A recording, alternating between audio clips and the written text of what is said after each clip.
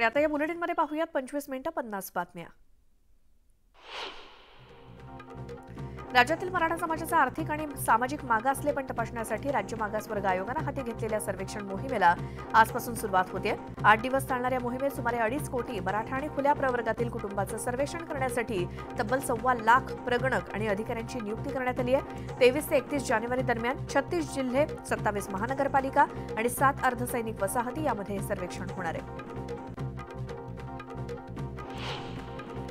मराठा आरक्षणासाठी खुल्या प्रवर्गातील नागरिकांचं सर्वेक्षण आजपासून होणार आहे. पुढचे 3 दिवस हे सर्वेक्षण चालणार असून त्याची जबाबदारी महापालिकेच्या कर्मचारी आणि अधिकाऱ्यांवरती देण्यात आली आहे. रुग्णालयातील कर्मचारी आणि अधिकाऱ्यांना हे काम करावं लागणार असल्यामुळे आरोग्य यंत्रणेवरती परिणाम होण्याची भीती आहे. शिक्षण क्षेत्राला सुद्धा याचा फटका बसू शकतो, कारण 23 ते 25 जानेवारी दरम्यान हे सर्वेक्षण चालणार आहे आणि त्यानंतर सलग 3 दिवस सुट्टी आहे. त्यामुळे 6 दिवस प्रशासकीय कामकाजाचा बोजवारा उडण्याची शक्यता आहे. पालिकेच्या KEM नायर शिव कूपर या वैद्यकीय महाविद्यालयांबरोबरच उपनगरीय रुग्णालयातील 75% कर्मचारी आणि अधिकारी 3 दिवस सर्वेक्षणाचं काम करणार आहेत. त्यामुळे 3 दिवस रुग्णालयातील कामकाजावरती परिणाम होऊ शकतो. मराठा आरक्षणासाठी काढण्यात आलेली पदयात्रा आज नगर रस्त्यावरील खराडी परिसरात दाखल होणार आहे. मनोज जरांगे पाटील आणि हजारो समर्थक नगर रस्त्यावरील रांजणगाव, कोरेगाव भीमा मार्गे खराडी वाघोली परिसरात मुक्कामी येणार आहेत. त्यानिमित्तानं नगर रस्त्यावरील वाहतूक व्यवस्थेत बदल केले जाणार आहेत. बुधवारी सकाळी ही पदयात्रा मुंबईकडे मार्गस्थ होईल. नाशिकमधील शिवसेना ठाकरे गटाचा कार्यकर्ता मेळावा आज होणार आहे. या मेळाव्यासाठी राज्यभरातून हजारोंच्या संख्येनं प्रतिनिधी सहभागी होणार आहेत. मेळावा झाल्यानंतर कार्यकर्त्यांशी संवाद साधण्यासाठी अनंत कान्हेरे चौकात उद्धव ठाकरे यांची जाहीर सभा होणार आहे. राष्ट्रवादी काँग्रेस आमदार अपात्र प्रकरणी आज विधानसभा अध्यक्ष राहुल नार्वेकर सुनावणी घेणार आहेत. मागील सुनावणीत अजित पवारांच्या गटानं वेळ वाढवून मागितला होता आणि त्यानुसार अध्यक्षांनी नवं वेळापत्रक जाहीर करून आज सुनावणी नियोजित केली आहे. नव्या वेळापत्रकानुसार उर्वरित 4 जणांची उलट तपासणी 23 आणि 24 जानेवारीला होणार आहे. विधानसभा अध्यक्ष अॅडव्होकेट राहुल नार्वेकर यांच्या निर्णयाविरोधात उद्धव ठाकरे गटानं केलेल्या याचिकेवरती सर्वोच्च न्यायालयानं शिंदे गटाला नोटीस बजावली आहे. त्यामुळे अध्यक्षांच्या निर्णयाची वैधता सर्वोच्च न्यायालयात तपासली जाणार हे स्पष्ट झालं असून या प्रकरणी सुनावणी 2 आठवड्यांनी होणार आहे. शिंदे गटातील आमदारांना राज्यघटनेतील 10व्या परिशिष्टातील तरतुदींनुसार अपात्र ठरवण्याची मागणी करणाऱ्या याचिका नार्वेकरांनी 10 जानेवारी रोजी फेटाळून लावल्या होत्या. आगामी निवडणुकांच्या पार्श्वभूमीवर भाजपची आज मुंबईत महत्त्वपूर्ण बैठक पार पडणार आहे. राम मंदिर कार्यक्रमानंतर भाजपनं संघटनात्मक बांधणीवरती लक्ष दिलंय. भाजपचे राष्ट्रीय सरचिटणीस शिवप्रकाश यांच्या नेतृत्वात ही बैठक होणार आहे. सकाळी वसंत स्मृती कार्यालयात 11 वाजता बैठकीचं आयोजन करण्यात आलंय. या बैठकीला मुंबई भाजप अध्यक्ष आशिष शेलार यांच्यासोबतच लोकप्रतिनिधी आणि पदाधिकाऱ्यांना हजर राहण्याच्या सूचना देण्यात आल्या. या बैठकीत जिल्हानिहाय मतदारसंघांचा आढावा घेतला जाणार आहे. राज्य शासन आजपासून घरोघरी मिशन सर्वेक्षण राबवणार आहे. जरांगे पाटलांच्या मुंबई मोर्चाच्या अनुषंगानं राज्य सरकार ॲक्शन मोडवरती आले आणि मराठा समाजाचं सामाजिक, आर्थिक आणि शैक्षणिक मागासलेपण तपासण्यासाठी राज्य मागासवर्ग आयोगाकडून मिशन सर्वेक्षण मोहीम राबवली जाणार असल्याची माहिती महसूल मंत्री राधाकृष्ण विखे पाटील यांनी दिली. उद्धव ठाकरे 2 दिवसांच्या नाशिक दौऱ्यावरती असून त्यांनी नाशिकच्या काळाराम मंदिरात सहकुटुंब दर्शन घेतलं. त्यानंतर उद्धव ठाकरेंच्या हस्ते गोदातीरी महाआरती करण्यात आली. यावेळी उद्धव ठाकरेंच्या पत्नी रश्मी ठाकरे, आदित्य ठाकरे, तेजस ठाकरे आणि खासदार संजय राऊत उपस्थित होते. यावेळी शिवसैनिकांनी गोदा घाटाच्या बाहेर गर्दी केली होती. यंदाच्या प्रजासत्ताक दिनानिमित्तानं कर्तव्यपथावरती होणाऱ्या संचलनात महाराष्ट्राचा चित्ररथ सहभागी होणार आहे. छत्रपती शिवाजी महाराज आणि राजमाता जिजाऊ यांच्या जीवनावरती आधारित हा चित्ररथ असणार आहे. सोनं पॉलिश करून देण्याचा बनाव करत खेडमधल्या एका महिलेचे लाखो रुपयांचे दागिने घेऊन पसार झालेल्या आरोपींना खेड पोलिसांना पकडण्यात यश आलंय.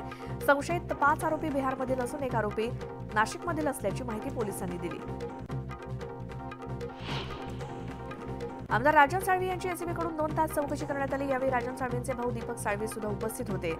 गेल्या 1.25 वर्षापासून आपली चौकशी सुरू असून येत्या काळातही एसीबीला सहकार्य करणार असल्याची प्रतिक्रिया राजन साळवींनी दिली. विधानसभा अध्यक्षांच्या निकालाविरोधात ठाकरे गटानं सर्वोच्च न्यायालयात याचिका दाखल केली होती. आता सर्वोच्च न्यायालयानं एकनाथ शिंदेंचं त्यांच्या सर्व 40 आमदारांना नोटीस जारी केली आहे. त्यामुळे सर्वोच्च न्यायालयाकडे एकनाथ शिंदेंना त्यांचं म्हणणं सादर करावं लागेल. या संदर्भातली पुढची सुनावणी 15 दिवसांनी होईल.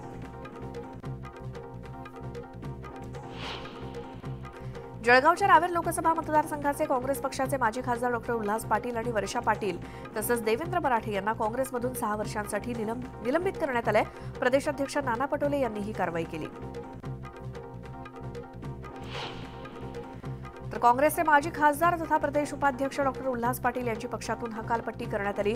डॉक्टर उल्हास पाटील यांच्यासोबत जळगाव जिल्ह्याचे युवक काँग्रेसचे जिल्हाध्यक्ष देवेंद्र मराठे यांची देखील पक्षातून हकालपट्टी झाली आहे. काँग्रेसचे प्रदेशाध्यक्ष नाना पटोले यांच्या आदेशानुसार डॉक्टर उल्हास पाटील आणि देवेंद्र मराठे यांना 6 वर्षांसाठी पक्षातून निलंबित करण्यात आले.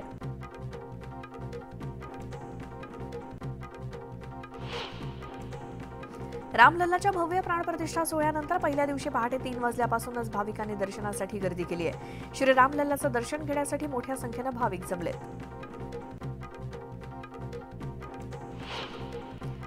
अयोध्या येथील प्राणप्रतिष्ठा सोहळ्याच्या निमित्तानं भजनाचा कार्यक्रमाचं आयोजन करण्यात आलं होतं आणि या कार्यक्रमात मंत्री गुलाबराव पाटील यांनी जळगावात रामजी की निकली सवारी हे गाणं गायलं आणि कार्यक्रमात आलेल्या नागरिकांनी गाण्याला मोठी दाद दिली.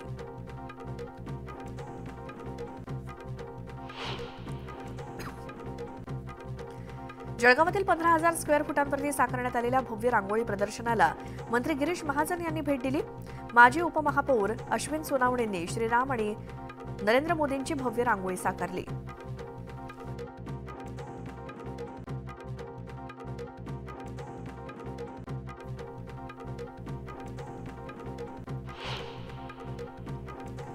खासदार डॉक्टर श्रीकांत शिंदे यांच्या माध्यमातून कल्याण लोकसभा मतदारसंघात गेल्या 3 दिवसांपासून प्रभू श्रीरामांवरती आधारित विविध कार्यक्रमांचं आयोजन करण्यात आले आणि 22 जानेवारी रोजी कल्याणमध्ये ज्येष्ठ अभिनेते पुनीत इस्सारी यांचा सहभाग असलेल्या रामायणाचा कार्यक्रम पार पडला आणि या कार्यक्रमाला देखील तुफान गर्दी झाली होती.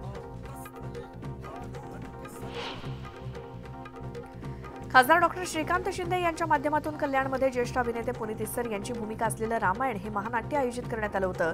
यावेळी 500 वर्षांच्या सततच्या संघर्षामुळे अयोध्यामध्ये राम मंदिर उभं राहिलं असं अभिनेते पुनीत इस्सारी म्हणाले.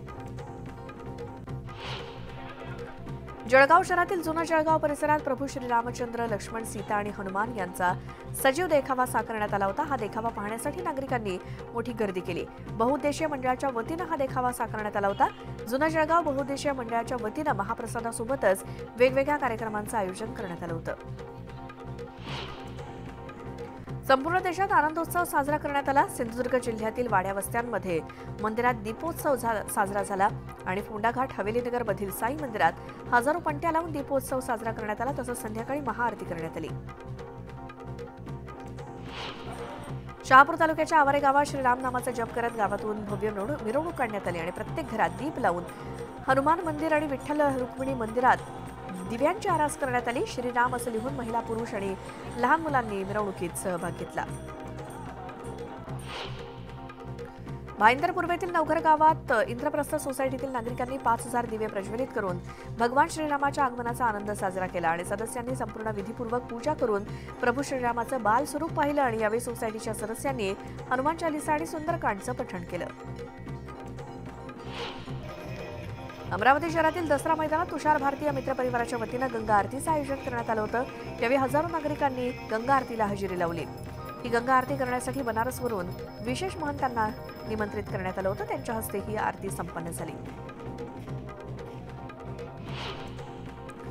मुंबईतील सायन कोळीवाडा परिसरातील आनंद दळवी मैदानावरती प्रभू श्रीरामांची रांगोळी काढण्यात आली. सुमारे 10,000 स्क्वेअर फूट जागेमध्ये प्रभू श्रीरामाच्या नावाची ही रांगोळी काढण्यात आली. यासाठी तब्बल 28 तास लागले. परभणी शहरातील मुख्य रस्त्यावरून जल्लोषात श्रीरामाच्या प्रतिमेची मिरवणूक काढण्यात आली आणि विशेष म्हणजे या मिरवणुकीत हनुमानाचं रूप घेऊन आलेल्या कलाकाराला पाहण्यासाठी नागरिकांनी गर्दी केली. यावेळी परभणी जिल्ह्यातील लोकप्रतिनिधींनी देखील रॅलीमध्ये सहभाग घेतला. परभणीचे आमदार डॉक्टर राहुल पाटील यांनी देखील मिरवणुकीतल्या डीजेवरती ठेका धरला. गोंदियात मोठ्या उत्साहात दीपोत्सव साजरा झाला. गोंदिया जिल्ह्यातील आमगाव इथे शहरामध्ये रस्त्यावरती रांगोळ्या काढण्यात आल्या, दिवे लावण्यात आले. संपूर्ण परिसर या दिव्यांमुळे उजळून निघाला आणि पुन्हा एकदा गोंदियावासियांनी दिवाळी साजरी केली.